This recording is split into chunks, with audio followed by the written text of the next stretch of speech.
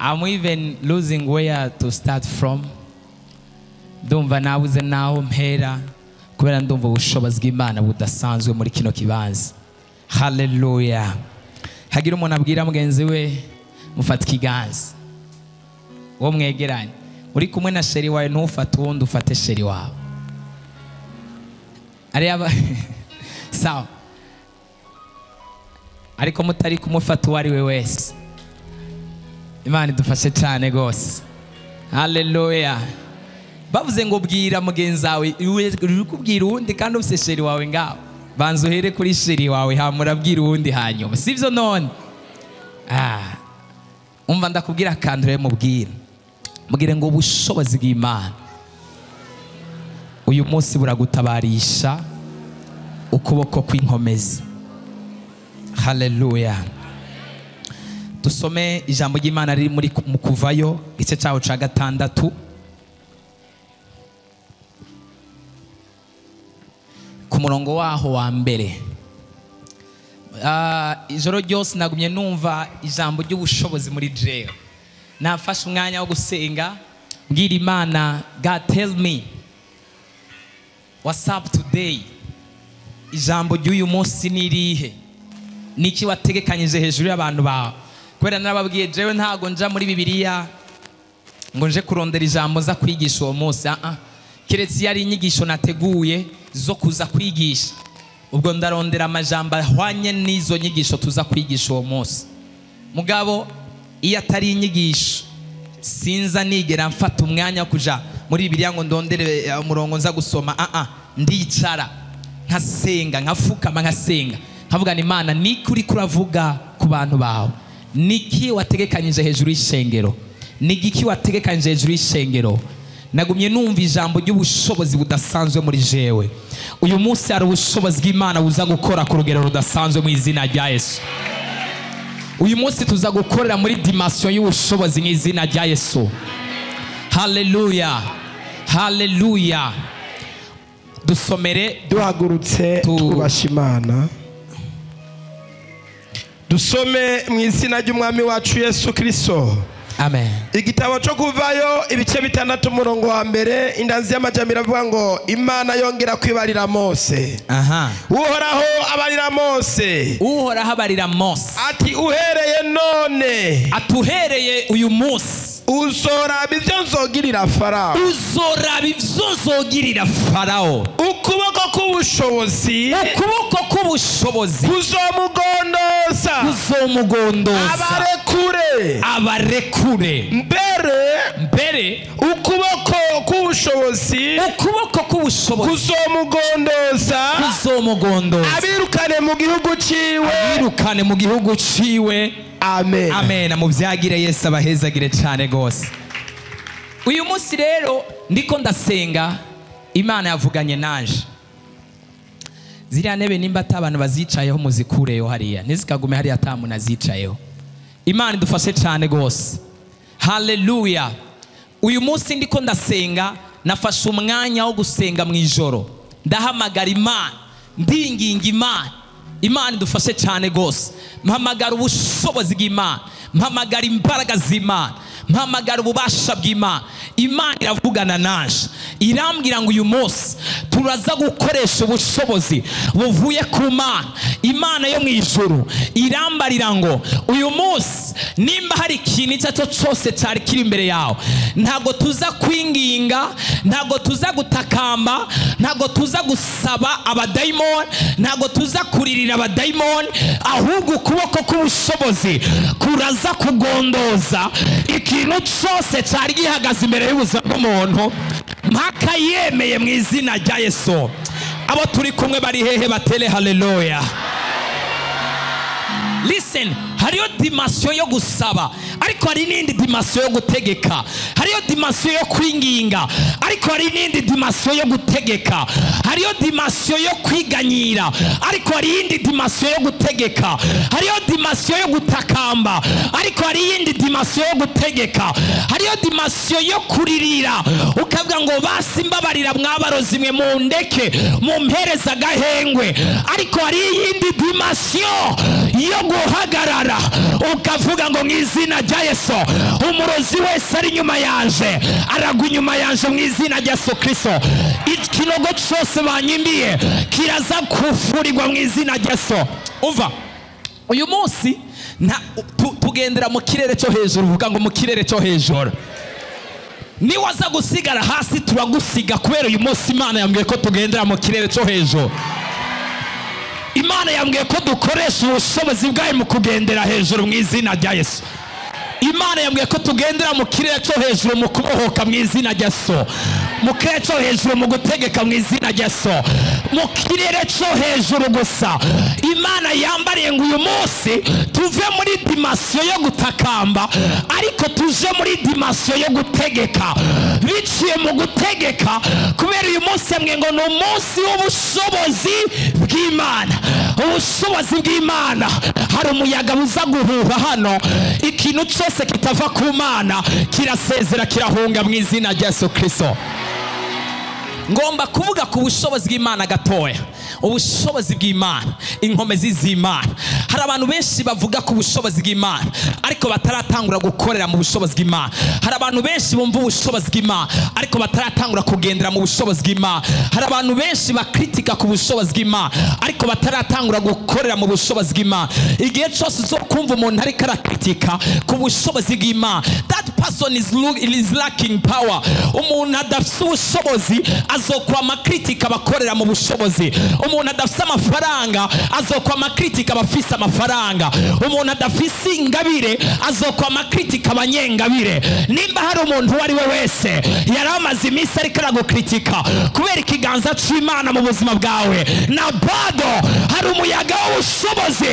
Nimba yahora avuga, yitegure kuvuga, arondere n'ibinyamakuru, kubera ntitugiye guhagarika gukoreshwa n'Imana. Ntabwo Imana igiye guhagarika gukora, ntabwo Imana igiye guhagarika kubohora. Mbere ubwiza bwo hanyuma bw'iyi ngoro, ubwiza bwo hanyuma bw'ubuzima bwawe bugiye kuba bunini cyane gusumba ubwo wahora mu izina rya Yesu. Bwira mweza ati wahora mvuga yongereze, kubera Imana ntigiye guhagarika kumpezagira, ahubwo amajambo azohava yongereza. Tuzova mu bwiza tuja mu bundi kubera ubushobozi bw'Imana. Tuzova mu mavuta twijira mu yandi kubera ubushobozi bw'Imana. Tuzova mu masezerano duhonyora mu yandi kubera ubushobozi bw'Imana. Tuzova mu ngabire tugera mu zindi zo hejuru kubera ubushobozi bw'Imana. Tuzova mu kwaguka twaguka cyane kubera ubushobozi bw'Imana. Repentance, haleluya. Tela, haleluya. Imana idufashe cyane gose. Nimba wahora uvuga uri kurakritika, nagira ndagutangarize nta kintu urabona. Imana yo mwijuru igiye gukora ibiruta cyane n'ibirengeye cyane izo umwana w'umuntu n'umwe ashobora kwiyumvira. Listen, let me tell you, Imana yacu tuvuga ntago ari Imana tuba turiko turavuga mu majambo. Please, ndabasabye ba repentance, mukuri Imana yo mu majambo. Abantu kubera bagiye bahura n'abantu bavuga amajambo menshi cyane yo kuba motiva tagira inkomezi, bagiye bakomereka mu mitima, bihereza amashusho mabi. Iyo umukozi w'Imana avuze ijambo avuga ngo ni bya bindi. Nimba wewe warafashe ibyo, apana muri repentance. Imana muri repentance ni Imana ivuga kandi igakora, ni Imana ivuga kandi igasohoza, ni Imana ikomeza, ni Imana ibohora, ni Imana ikora ku mugaragaro, ni Imana itabara. If you believe in power you shall see. Nimba wizera mu bushobozi uraza kubona ubushobozi bw'Imana. Nimba wizera mu nkomezi z'Imana uraza kubona inkomezi z'Imana. Nimba wizera mu mavuta uraza kubona amavuta y'Imana. Haleluya. Abo turi kumwe bari heba tele, haleluya. Today ndagomba mvuge ku bushobozi bw'Imana. Imana ikore ku mubiri wawe no ku mubiri wawe no ku byiyumviro byawe, ku buryo ubushobozi bw'Imana buza kwinjira muri wewe like an electricity, nk'umuyaga nkuba amashanyarazi, kugeza ku rugezo ubuzima bwawe buba transforme. Icyo cyaha cyanse guhera, umuriro w'ubushobozi bw'Imana giturire gisigare kikunukira. Izo ngeso mbi zanse guhera, umuriro w'Imana ugiturire usigaye uhunga kure cyane y'abanyabyaha. We are talking about fire. Turiko tuvuga ku bushobozi ubushobozi n'umuriro w'Imana bihindura umuntu. Oh my goodness, Mana ndagushimiye ko nahuye nawe ukamhinduza ubushobozi bwawe. Imana yahuye natwe uyu munsi, ihure nawe mu izina rya Yesu. Haleluya, haleluya. Hagira umuntu avuga ngo ubushobozi bw'Imana. Ubushobozi bw'Imana buri mu ma dimensions, buri mu ma levels, buri mu ma dimension, buri mu ngero zitandukanye. Urugero wegera ku Imana nigo rugero uronka ko ubushobozi. Urugero ugirana ubusabane nayo nigo rugezo urironka ko. Urugero uyizera nigo rugero uduga mu bushobozi.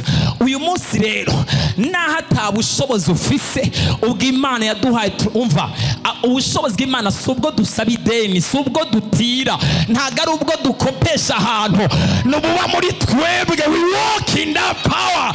Nubwo amasezerano Imana yaduhaye, nubwo turondera ijoro n'umurango, ntabwo badufise.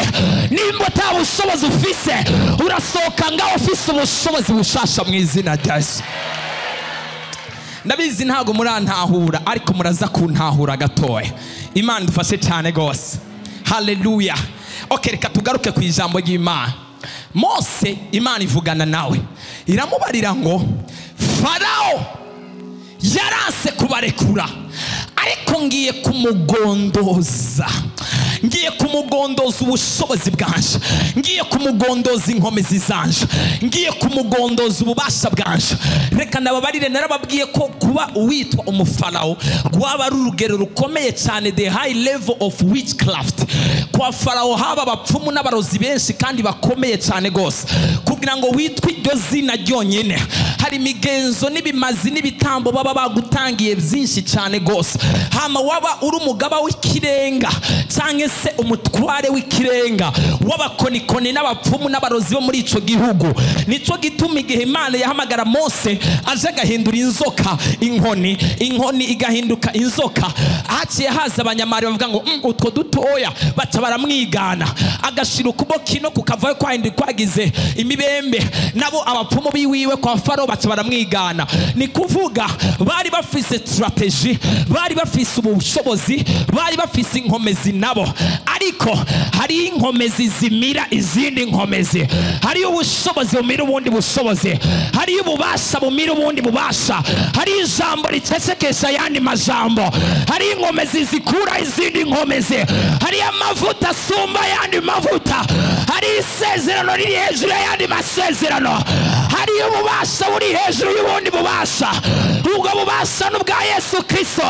Nimba turi kumwe tela haleluya. John yagiye he? Nyaruka hano kuri piano. Imana dufashe cyane gose, dukomere Imana amashi menshi cyane. Yesu natufashe cyane. Ndinginga Imana kuri no jambo ry'ubushobozi, umbabarire please, ugerageze gutahura. Rero Imana yo mwijuru irabwira Mose, nzomugondoza. Iri jambo kugondozwa bisigura ngo harabayeho kwinginga. They have been begging, baringinze, please let us go. Imana yavuganye natwe, tureke tugende, tureke tuohoke, tureke tugende. Imana niyo yaturekuye, tureke twisanzure. Imana niyo yaturekuye, tureke tugende. Imana niyo yaduhaye uburenganzira. Baringinga, baringinga, Farao aranka. Igihe cyose habayeho kugondozwa, nuko haba habayeho kwinginga bikananirana. Umviriza ndakubarire, hari ibintu umaze iminsi uri kuringinga, uyu munsi kubw'ubushobozi turabigondoza mu izina rya Yesu. Mana yanje, abantu ntago banyumvise. Narimze ngo hari ibintu byinshi umaze igihe uri kuringinga, uyu munsi kubw'ubushobozi turabigondoza mu izina rya Yesu. Uyu munsi kubw'inkomezi turabigondoza mu izina rya Yesu. Uyu munsi kubw'ububasha turavyumvisha mu izina rya Yesu. Uyu munsi kubw'amasezerano turabitegeka mu izina rya Yesu. Uyu munsi kubw'inkomezi turabitegeka mu izina rya Yesu. Waravyinginze kenshi biranga, ariko uyu munsi turabitegeka. Ugumane hafi Bibiliya, kubera ndashaka kuze no kunsomera muri Kuvayo igice cyaho c'9 ku murongo waho wa 16. Ndasoma imirongo itari mike yuze kugumana hafi Bibiliya. Imana dufashe cyane gose, kandi uzuragerageza kwihuta kubera umwanya waje. Yesu nadufashe cyane gose. Haleluya. Hari igihe umuntu wahumvise kuva igice cy'icenda ku murongo wa 16, hari igihe umuntu yinginga akinginga kandi ubona uzi ko ufise ubushobozi bwo gushobora gukora ikintu. Nimba hari igihe wigeze kwinginga bikanga, uyu munsi ntago tuza gusenga amasengesho yo kwinginga. Imana yambariye ngo dusenga amasengesho y'ubushobozi, tutitaye ku caguhagaze imbere cyose nk'intambamyi yawe, turagihitanisha ubushobozi bw'Imana buragikura mu nzira yawe. Icari cyo cyose uwo ari we wese, ubushobozi bw'Imana, Imana itabura ukuntu ibigenza. Imana ya Isirayeli, Imana y'amasezerano, iyanesheje urupfu na kuzimu, iragikura mu nzira bw'izina. Aha, dusomere mu bubangutsi. Dusome mu izina ry'umwami wacu Yesu Kristo. Ndio 16. Aha. Ati ariko icyatumye abarabaretse ni kugira ngo akwereke ubushobozi bwiwe,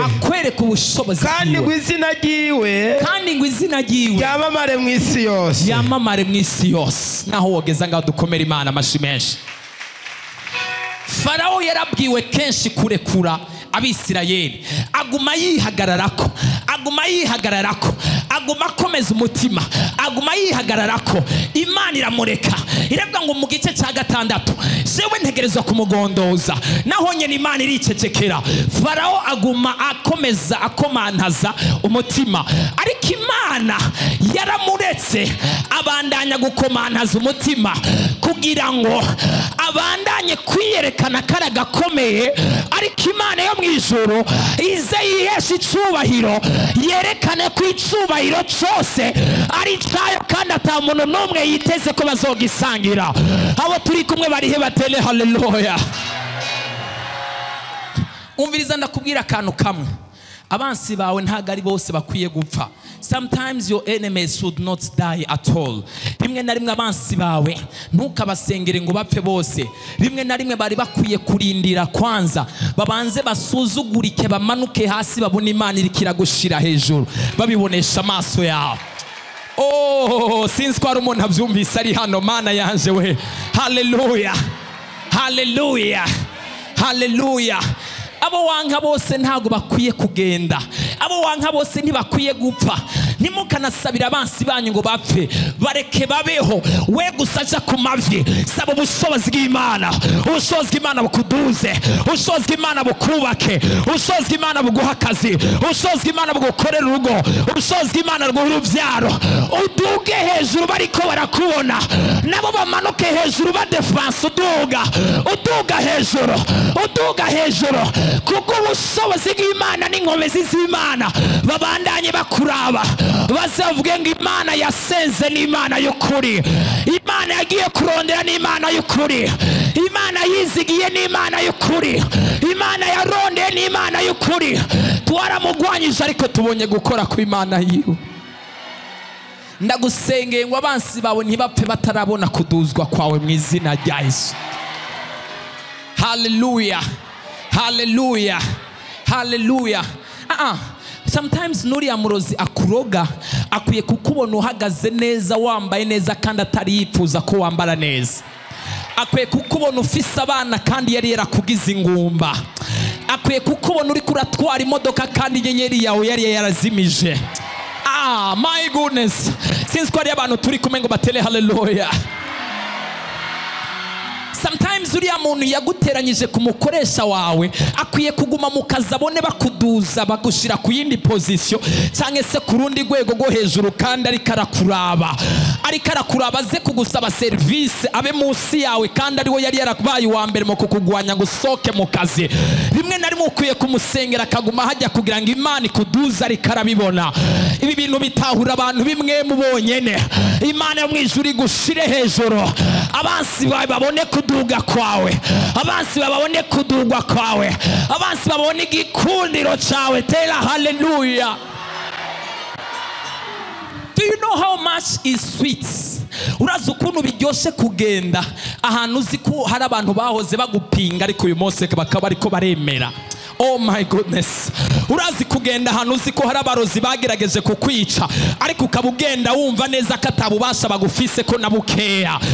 Do you know how it sweets?